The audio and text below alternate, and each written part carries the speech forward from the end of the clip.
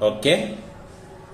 Leo niko na wale wanawake ambao wamekuwa wakiuliza swali kwamba je, mwanamke anatakiwa kutumia folic acid kwa wakati gani? Je, ni kwa wakati ambao tayari amebeba ujauzito au inakuwaje?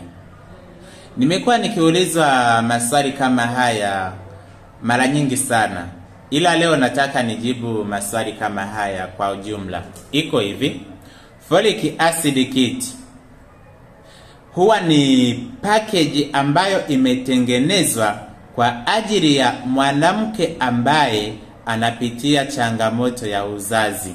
Ina maana kwamba ndani zimefungwa dozi za aina 4. Ina maana kwamba dozi ya kwanza inaenda kuzalisha mayai bora na kuyakomaza pamoja na kuyapevusha.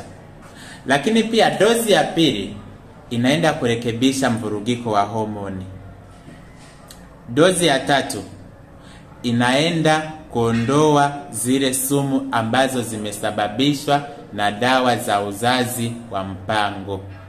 Lakini pia dozi ya 4 inaenda kuondoa uvimbe kwenye kizazi na kusafisha mfuko wa kizazi na kuondoa bakteria wabaya ukeni pamoja na kusafisha mirija ya uzazi.